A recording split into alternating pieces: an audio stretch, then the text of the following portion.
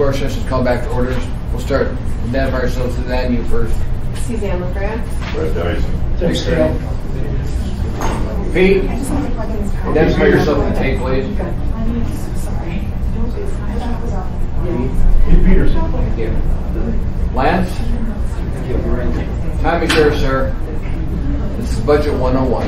I'm just going to plug in his power supply and it should be good to go.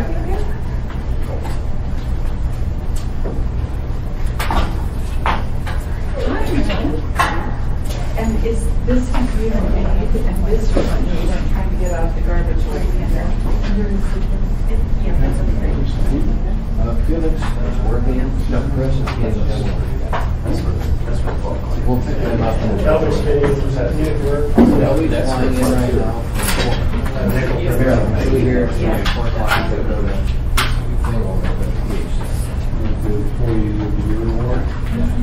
Joy was putting forward. Joy is upstairs. Slide and hand up. Sorry.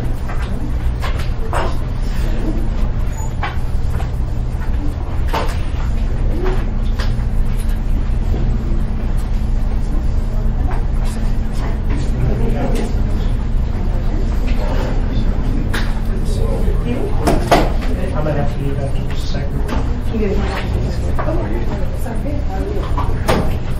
So Lance, you're going to do Budget 101, then we're going to do first quarter budget revisions. So we're speaking for the next approximately 2 hours, plus or minus. All right. We just get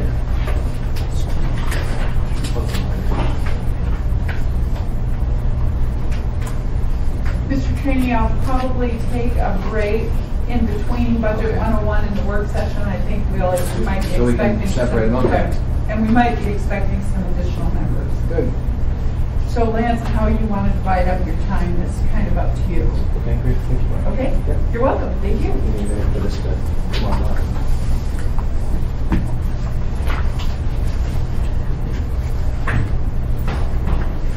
So how is it to be a fireman for 2 days with all of this water coming at you all at one time? A lot that they get. Susan's very bright, so she can assimilate it. It's the test that's going to be tough.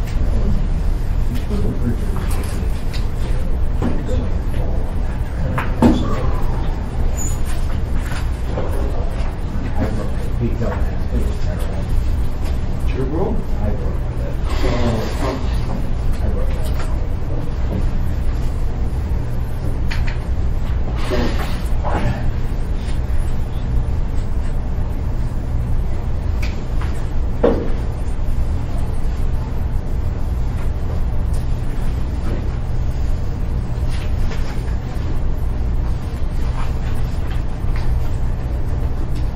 Ready when you are, Mr. Freeman.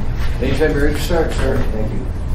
Well, I appreciate the opportunity to give a sort of a overview of budget, municipal budgeting 101. And Fred and Suzanne, welcome aboard.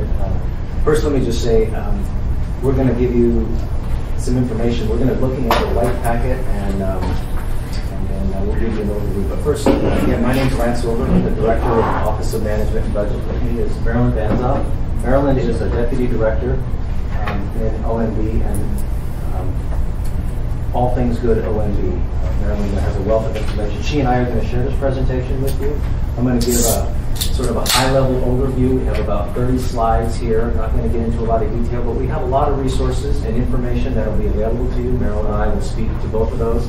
The colored packet that you provided, that's just some information that Marilyn and I will reference, but we won't be speaking to it in this presentation.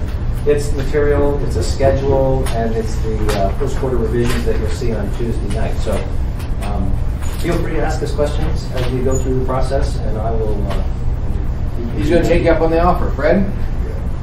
So, you want questions as we go? If that works with you. All right, thank you. Is that all right, Mr. Chairman? It's fine, sir. Okay. So we're going to... The white packet of information is the presentation material, so we're going to go ahead and work with that one.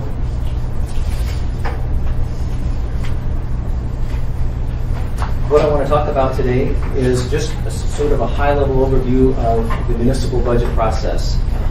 Some of the key terms that you're going to hear, as you, in your role as an assembly member, some of the key elements that we look into the budget at a very big scale. There's some things that you may or may not be familiar with, service area and funds and how we work our budget. Suzanne, particularly on the hillside, you have a lot of limited rural road service areas up there. Intergovernmental charges, how those work is literally the overhead cost to a department. If PM&E is going to put a contract out on the street, there's an intergovernmental charge to the purchasing department to make sure that. If the planning department needs legal services on a land use permit, they'll work with through an intergovernmental charge that way. Revenues, just generally how the revenue system work. I'm going to boil down the 2017 operating budget approved in 3 slides. And so there will be, just to give you a sense of what the budget's made up of, that is the document that we'll be asking the Assembly to make very small adjustments on Tuesday night, and we'll talk about that in our next work session.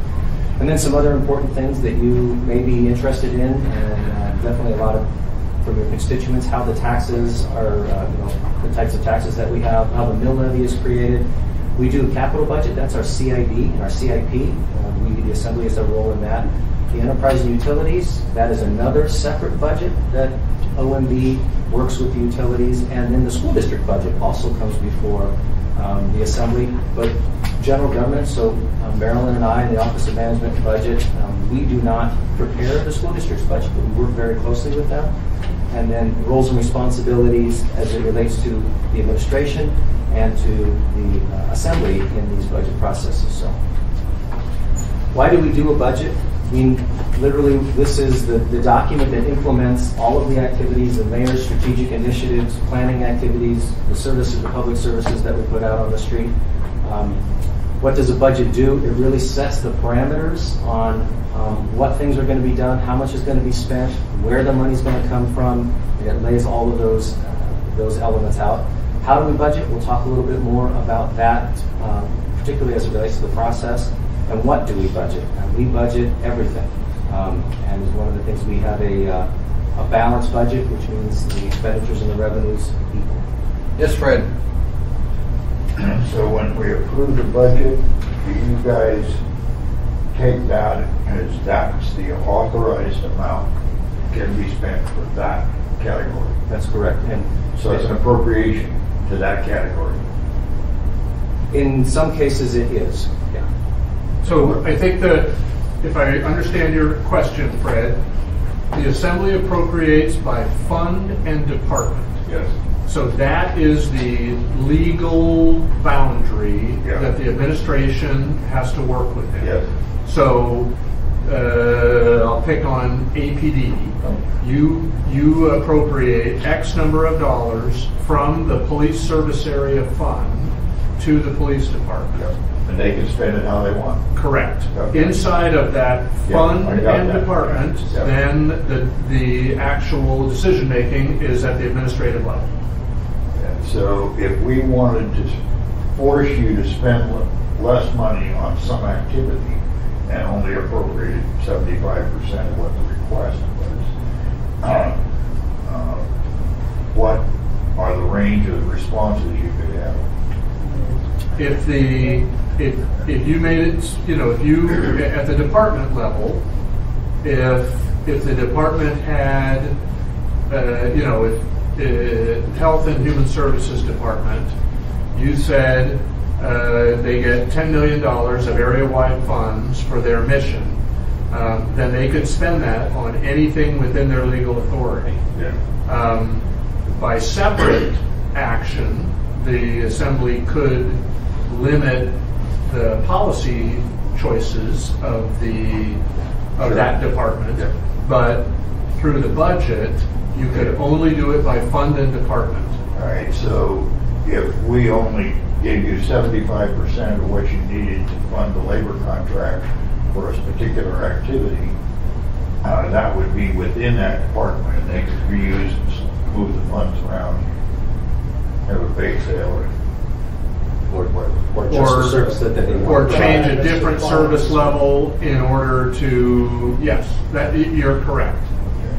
All right. I was going to bring it up later, but when I served nearly 100 years ago, the budget was presented by service level. It was done differently back then, Fred. about 96, 97, they changed the formula. In fact, I was talking to Lance about it, the way it used to be done. Because we could see if we added money, the increment increase or the increment decrease. Yep. I like that budget. We're going to talk a little bit about service levels and may answer some of your questions. We do have a lot of detailed information available about service levels and budgeting. And as Mike mentioned, there's that police service areas as well. Yeah, and that was really helpful. If indeed we go down that road, I would encourage us to be careful that we don't force them to do a whole lot of labor on things that wouldn't be useful. I mean, that's not smart. But thank you. Again, very high level, if you're not familiar with the municipal budgeting process or the general government budgeting process, when we do this budget, it's on a calendar year, it's a finite period. We have known revenues and we have expenses and the revenues are projected, the expenses are also, we know what they're basically going to look at. We do make some assumptions based on historical trends, particularly on the revenues. On the expense side, we'll talk a little bit more about how we, particularly as it relates to labor, we use the existing contracts as they are approved, and that's what we use to forecast on. We don't make any other different assumptions. If a contract is expiring in the year in which the budget is being developed, we'll either make that assumption for expenditures, or if the administration has a policy at a particular percentage, we'll apply that policy after their contract moves forward. So again, the general operating budget, it limits, sets the limits for those organizations within their expenditures. And we are, I think as the mayor mentioned, we're always looking at different ways to make some consolidation. If you're not familiar to the budgeting process, the way that by code, the way in which we develop a budget is we take the budget that we are currently working on, and then when we develop the next one, we do it at continuation level. The adjustment that we make is for the labor. There are one-time items that will be in there. If they have a one-time add in a particular year, it doesn't necessarily carry over for the next year. If they want to do that one-time item again, for example, police academy, then they would add it again as another one-time item. Appropriation process, this is about using acronyms. Basically, that's the funding approved for a particular purpose. Lapse. There will be times when an administration, or just by the way a department works, they might not spend all of that's appropriated. That then lapses. It goes into a fund balance, or it could get reappropriated through the assembly. Supplemental appropriations, the assembly and the administration, you will do this throughout the year. It could be on a variety of things, and it's very common, and many times it's just due to timing of when we would receive a grant or some other activity, but it's supplemental appropriations are additions to the budget that was approved. Yes, Fred. On the continuation level budget, I suspect for a city like the state, that quite a bit of the budget is basically beyond the control of the administration or the assembly, because it's covered by contracts or by formulas. And do you break that out so that assembly people know which ones? We can break it out by contract, we can break it out by department, we can break it out by fund, we can do it any way you want it. But for the budget, I'm going to give a couple presentation slides here that will show generally how we do categories of, for a continuation budget, you'll see the categories of the budget, you'll see personnel and contracts. Some of those things are continuation, and some of them we have the ability to adjust. For example, fuel. Fuel we need, but the amount that we pay in fuel, we might get adjusted based on the price. So if you paid $3.50 a gallon this year, doesn't mean you're automatically going to pay that much. We would make an adjustment, but we would buy fuel. But that's not the kind of thing I'm talking about. Okay. So if the state, 70% of the budget's out of control, it's driven by formulas. Who qualifies for welfare, Medicaid, Medicare, and education? So We are not like that. yeah, but there must be a few things. There are certainly multi-year contracts. Yes. They're all, of course, subject to appropriation. So They could be, although we would, there would be a significant impact to us. They, we don't legally commit the municipality beyond the current fiscal year.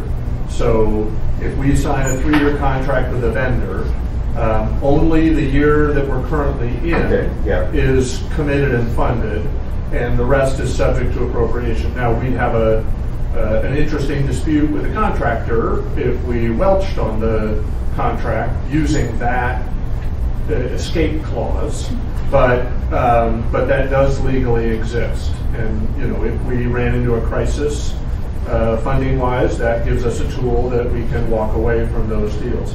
But we do not have a significant percentage of our budget committed to formula-driven spending. Good going, Mike. And Fred, we cannot bind future assemblies.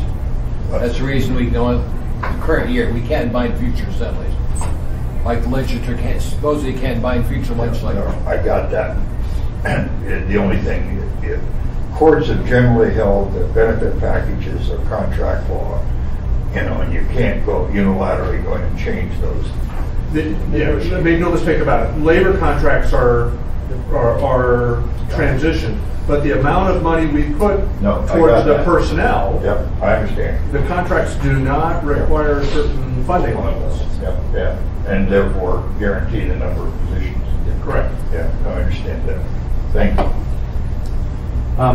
So this is how calendar-wise, how the municipal budget is built. On the 1st of September, we create something that's called a 120-day memo, and it's literally an illustration in words of the mayor's priorities, intentions, direction on how the proposed budget will be built.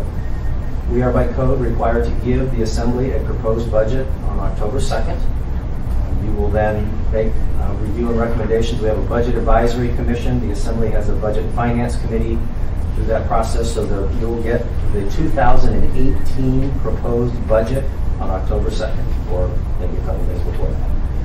Through that process, the Assembly approves the budget around the 3rd week of November. Sometimes we've gone as late as early December, but basically that's the schedule that we're on. We are in a process right now on that 4th bullet, first order revisions. We have an approved 2017 budget. In April, we do make revisions to that because our assumptions on revenue may get adjusted. We may get some new requirements that we weren't aware of when we built the budget, and those are the things that we're sharing with you this afternoon and on Tuesday. And I did mention a supplemental. We do supplementals throughout the year. We might get a spike in fuel. We might get a surprise on snow plowing. We might get emergencies, but we have the ability to do any of those things. So I mentioned this earlier. We have 3 types of budgets. Our operating budget, which is all departments of general government. We have capital improvement budget, which is primarily supported with bond funds, and then we have a 6-year program related to that. And then we have a separate utilities and enterprise capital and operating budget. We won't be talking too much about that today. So our operating budget, we are on a calendar year.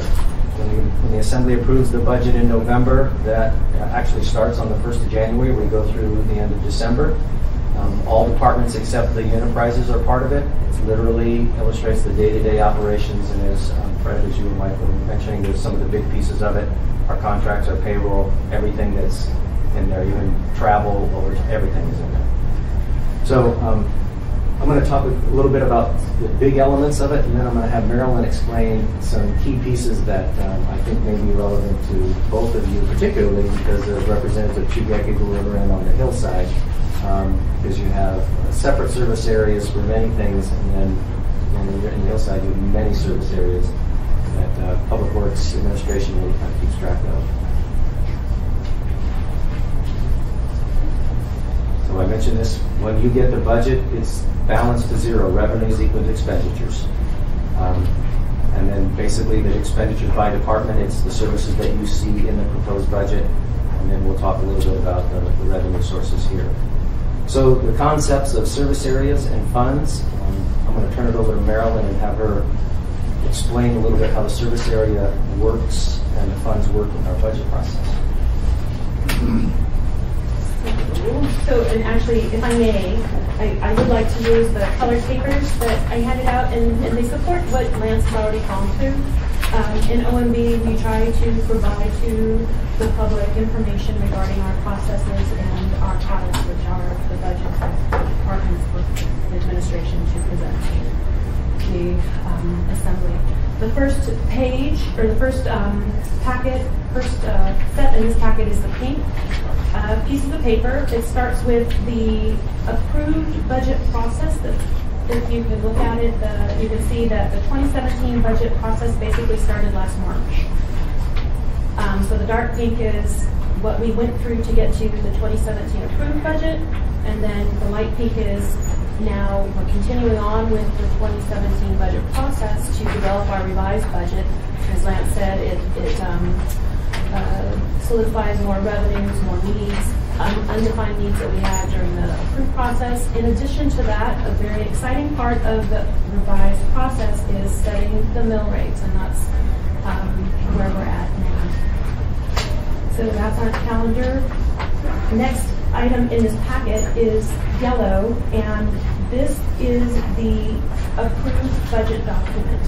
So this shows where by department the budgets are appropriated in section 2.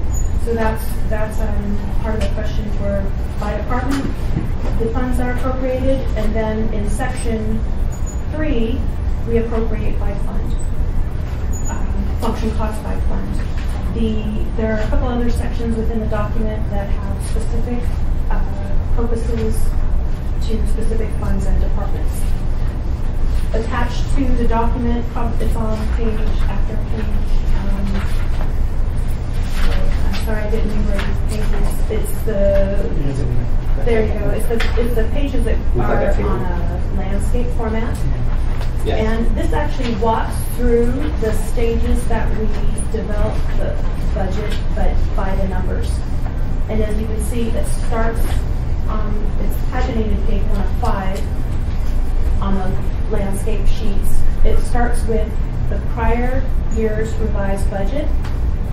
It shows the components of the continuation budget, bringing last year's services up to the budget year costs. And then it goes through the other components that were deemed appropriate for development of the finally approved budget. You can see throughout this we have the proposed budget from the mayor. There were S-version changes, and the last sheet shows amendments by the assembly, and then finally the approved budget.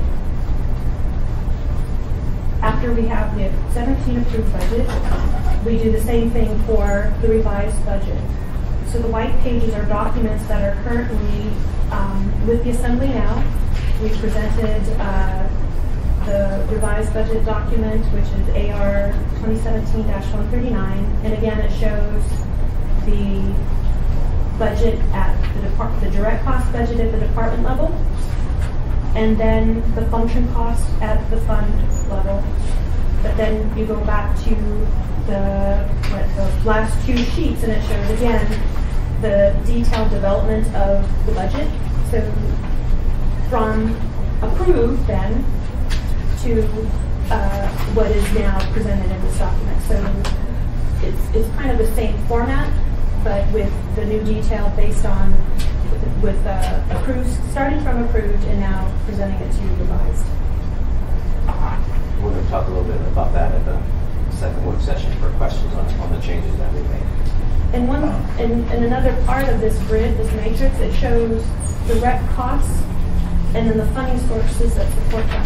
So that goes back to the balanced budget concept. Direct costs, and then the funding sources we use: non-property tax revenues, intergovernmental charges, which we refer to as IGCs, fund balance, and property taxes, both different property taxes at the 5 major funds, which are under the tax cap, and then the service areas, which have their own codified maximum mill rate. And we get that approved by the boards of those service areas. So that's actually where I'm trying to get to eventually. So The next document in our packet is another white document, and it shows the mill rates by fund and service area.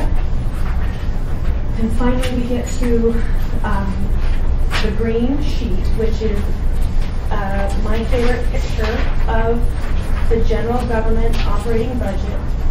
And what this does is it shows the development to the mill rates by fund/service area.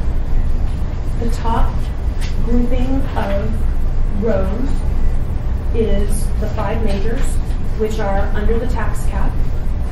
The second grouping are funds that don't directly receive taxes. And the largest group, which is the third group, is the service areas that each have their own mill rates.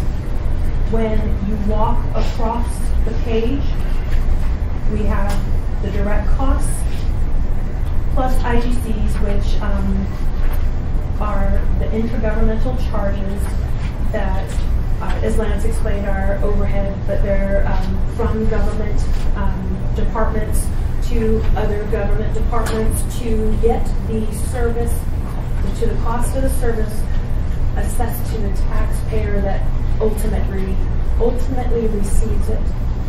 The IGCs are based on formulas that are applicable to each pool cost. So, yes? Can you give a specific example of that in terms of how it goes from government department to other?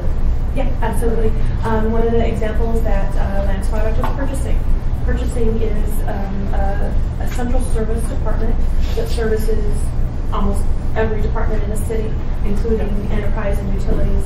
And they are, if you look on your budget or your resolution appropriating their department budget, you see they have a direct cost of $1.79 million. So that cost is then allocated out to the departments, and how it's allocated out with purchasing department is we try to go with a cost causer, cost payer relationship. And so the purchasing department actually has a multitude of transaction type counts that they combine and weight to allocate the cost to the recipients of their services.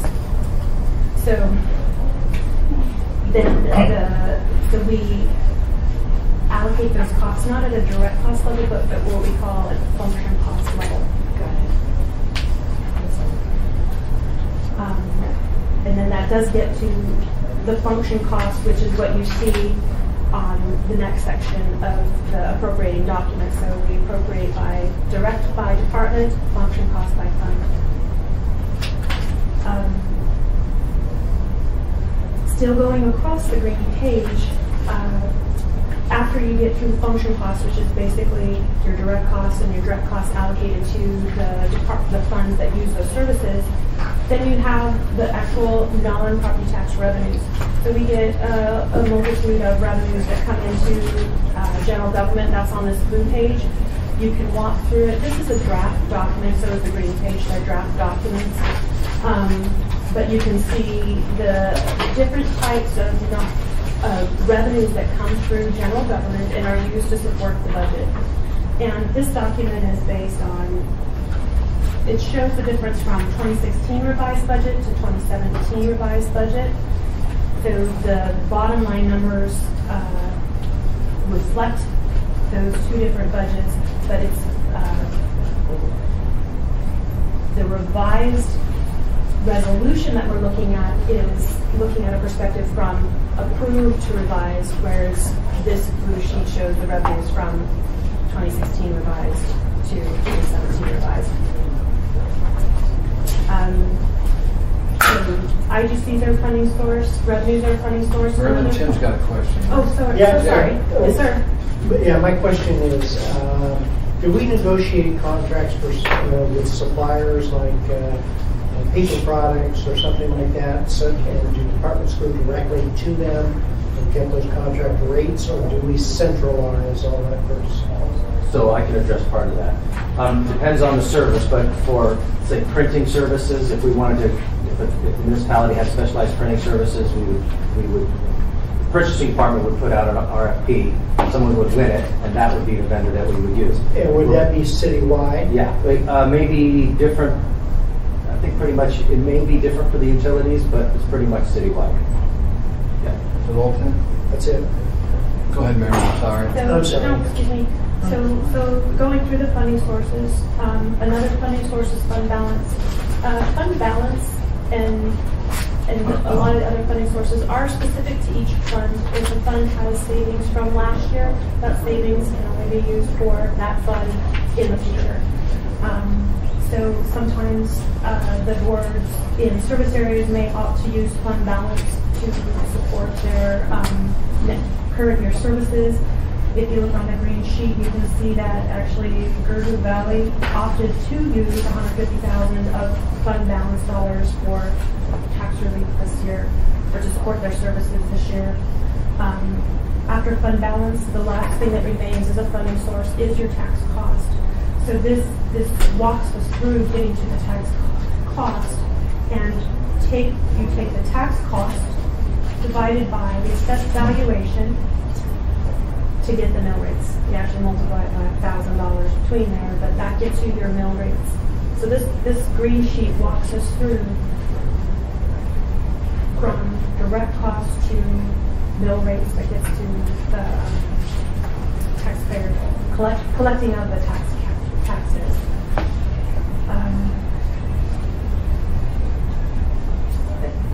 That's our process. So these next group of slides are going to sort of summarize again what Marilyn did. That green sheet really tells you where the money's coming from and the process in which how the funds are paid. So these next few slides are highlighted service areas and the IGCs here. So one of the things that, as you can see on that sheet, there's 3 separate service areas. The bulk of them are on the bottom of that green sheet there. And then we'll just talk about some of those.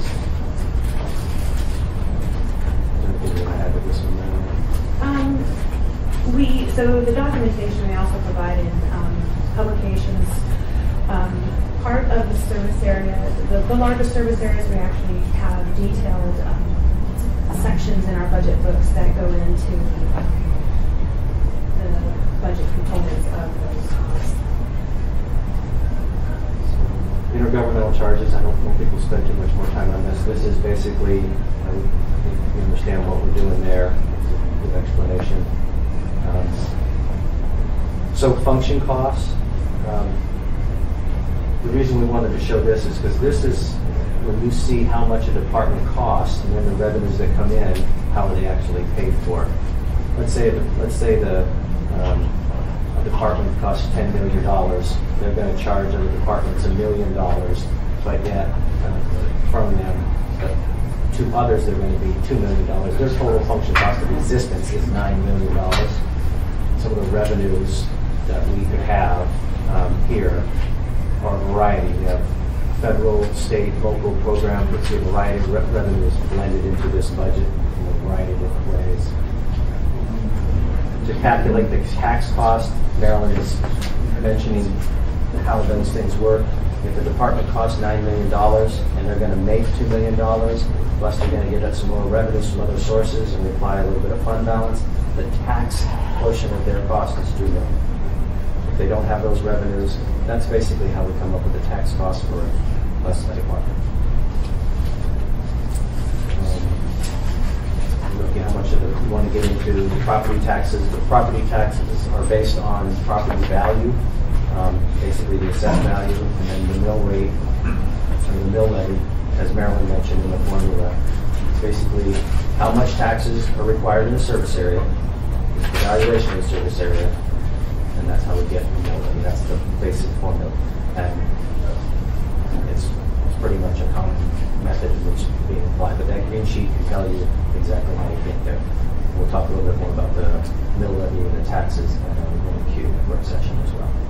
Then somebody had one thing, since we're on the record, I want to add that Chris Constance joined us on the record. Just continue. And try to honor your time, but get through this as best we can. These next group of slides I mentioned, this is a very high level overview of your approved 2017 budget. The budget categories, and this is an illustration to them. This is how, if you wanted to see where the budget categories are, we have about 56% of our total budget is in personnel, with a very small piece of depreciation going around, a very small piece in supplies.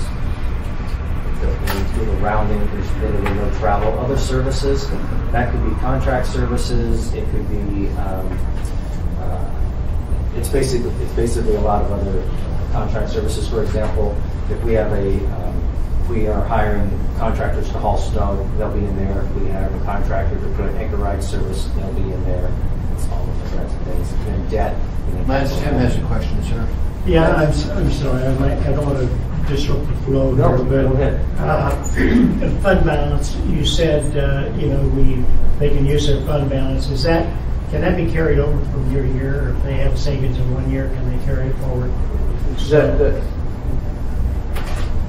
So the fund balance varies. The fund balance, if a department has lapse at the end of the year, it would go into fund balance. If that department lapses $500,000, that $500,000 doesn't automatically go to that department next year. It goes into a pool and they get reallocated. What I'm trying to get a handle on is there an incentive for the department to have savings such that they're able to use it? Do they have to use it in that fiscal year, or can they carry it forward to the next year? I'm looking for incentives for them to have savings. So it does not. If a department has, if they have a contract, for example, let's say they have a contract and we gave them $200,000 to do a contract. For some reason, the vendor was late or doing something like that. The administration would consider, if they had $200,000, they spent $50,000. That balance, that $150,000 would go into fund balance. But then the administration would suggest that, well, let's finish the contract. Let's put that money back into their budget to finish that contract. But there's no guarantee. Centralized decision as opposed to a departmental decision. Right. Our philosophy is they don't get to save money to keep money for next year. That's not how it works. Or to keep money for the end of the year or whatever. Well, so is there an incentive for them to spend all their money in that year so that they... I would suggest not. And as you're well aware, administrations typically challenge departments, as we've done in the last 2 years, to save money. Yeah. We'll give them money at the end of the year, and as revenue adjustments change, then we have to adjust our expenditures. So we ask them to slow things down or not do things and tell us what they are. So that's how we manage it, and primarily for those purposes. So I think what you're equating to is the military, towards the end of the year, we'd always use it or lose it. Yeah. So you had to go spend things you didn't need, because if you didn't, you wouldn't ever spend. Well, things you might want to have in the future that you're not going to be able to get through a budget process. So continue, I'm sorry. Anyway, I'm sorry. That's an excellent question. So this next one here is a pie chart of our funding sources. Basically, our budget's about $500 million. About 57% of it comes from property taxes. The balance of it comes from a variety of other sources.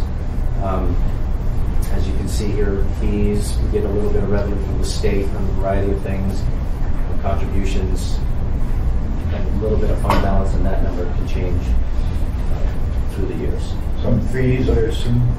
So the fees, for example, permitting fees, Yep. they can do those types of things. So. And do you have a policy that the fees are supposed to cover the cost of administrating and running that program? We really try to do that because, as an example, we made some adjustments to ambulance fees because the actual amount of fee wasn't covering the cost of it. We do make adjustments back and forth, but for example, the building permit, there's an interest to make sure that the fees are paying for the cost. And as the industry goes up and goes down, the fees don't react that way. So sometimes they are covering it, and sometimes they are. But over time, we try to make sure that the fees are being applied to the services being rendered to the amount of which there's equal. Anything else, Fred? No, nothing that's appropriate right now.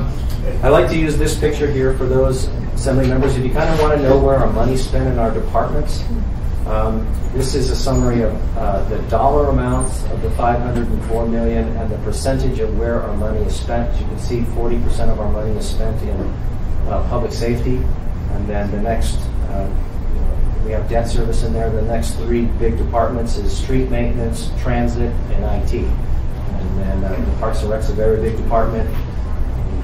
So that's kind of a sense of how the money is spent. Just looking at the portion of it. Yeah. I understand that public safety, police that's the only department that was increased this year. Police department. Right. Do you know offhand what other departments took hits for that to happen? So pretty much all. Okay. Sorry, one in the middle. There were some departments that did not, but I have a presentation that we provided in the 2017 approved budget. I can explain that. Yeah, I'm looking down the list here, and I can't recall one that did not contribute in some way. Let's give me a second. Let the record reflect we've been added by Mr. Bowski and Mr. Croft. Please continue, Lance. So that was a very high-level overview of our operating budget. There's a lot of information. Again, Marilyn and I and members of my staff use resources at any time, and we'll be glad to help at any time. The other budget that we look at, our capital budget. Again, this is our CIP. We provide this to you. It's under a separate binder. It's on the same schedule as the operating budget. We do make amendments if we're going to make amendments. If we're going to make any adjustments, we try to do it in February, because we need to make sure that we're setting the bond language that's going to go out in April. So we need to make sure that if we do something in November and we need to make some adjustments, when we develop the bond package, that's when we make the adjustments to the CIP in April. The budget process, particularly as it relates to the capital budget process, we started right now with community surveys. Community councils are asked what types of projects they would like to see. Departments vet those. They're ranked and scored, and then they're evaluated. The departments put together a proposal. They give that to the administration. The assembly reviews that. You may have an opportunity to make amendments. The CIB, the budget, it's 1 year. That's really what we focus the bonds or revenues that we might be receiving from the state or not. And then the federal government, a variety of others. Assembly approves, and we appropriate the bonds after they're sold, after they're approved. Grants are a significant or an important part of our operating and our capital budget. We have grants that can be used both for operating and capital, and you will see those both in both budgets, operating and capital. Here's some examples in which cases in the fire and training that could be an operating expense. Women and infants and children WIC program from GHHS, an operating. Transit uses it for capital and operating. And then, so does traffic. They use it for capital and operating. The school district, I won't spend too much time on this. I know our time is wrapping up. Again, an operating and capital budget. The school board prepares the budget, presents it in front of the assembly. They are in a fiscal year. The budget is required to be submitted by code, I think, by the 6th of March. So we have to get it in March, and it's approved. And there is an amendment process depending on legislative actions and how you know that will go. This is all of these budgets that I mentioned: the operating, the capital, the utilities, and this one, the Budget Advisory Commission, and the Assembly's Budget Finance Committee takes a look at those things before the Assembly is approved as a whole. The administration's role, just sort of as a recap, our department, OMB, we build that budget in working with the departments. We work with the senior executive team, so myself, the municipal manager, the CFO, executive director of community and economic development, our legal counsel, chief of staff, and the mayor's team. We'll look at all of those proposals from the departments and those department heads, and advocate and discuss the importance of the requests from the departments. We present that to the mayor. He makes a decision. We then give it to you, and then you make your decisions. Again, you appropriate the funds. You'll see, review the budget. You'll make additions, deletions. Could be by program, could be portions of particular departments. And then you do have participatory in the amendment process, which is part of what you're going to do next week, and then you approve. So, just real quick, the mayor's powers and the veto, he does have line item veto power. If the assembly does take an action, he has a time limit in which he can do those things. And the assembly then can override those, but you need 8 votes to do it. And so, adding those into this administration. So again, a summary. This process, it's not just we get it upstairs, we figure out how much money we have and how much people want to do. It is an iterative public process that we work with the assembly and the administration. Once it's approved, it is the legal document, and it really describes what we're going to be spending our resources on, and it does change throughout the year. Depending on the amount and the time, whether or not it's a public hearing or a consent agenda item, but typically they're public hearing items. So, any question on this portion before we start the next one? Thank you. I will make sure that Rose has copies of the Put the presentation. tape on hold. Before we start the tape, I'm going to round them down. Could you add the people that joined the meeting, joined this meeting in progress? I did it. I was doing that. Okay, so we've got Mr. Rivera, Mr. Weddleton, Mr. Dunbar, Mr. Croft have joined us. Yes. And I believe that the Assembly Budget Analyst, Rose Foley, has 1 minute to add to this. She was a part of this work session. And then we'll change the tape. Okay. So I just wanted to let you guys know a bit. We have the 3 budgets. We have a general government operating budget that we monitor throughout the year with the Budget Finance Committee. That's been a committee of the whole, so it's open to all members. Look at updates on expenditures for departments and revenues.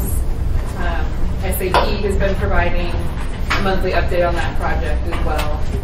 For the capital budgets, there's a legislative committee that generally begins meeting October-ish and helps weigh in on the legislative programs submitted to the state legislature.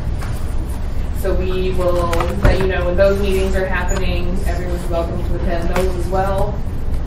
Utilities and enterprise, there's an enterprise and utility oversight committee that will have presentations from various enterprises or utilities that meets monthly. I think we'll work out committee assignments shortly, and we'll know which one of those you belong on. After the budget is introduced, we generally will have about a week and a half or so to review, and then we'll start work sessions where the departments will come in, give you a short summary of changes in their department, funding requests. That can sometimes take 2 days of department presentations. After that, we will start talking about amendments, things we'd like to see for changes in the budget, and we have another work session where we'll review amendments before assembly action on the budgets. I'm going to hand out a couple memos I've submitted to folks over this year on the school district budget. We will be talking more about that when we know what the legislature decides to do in Juneau.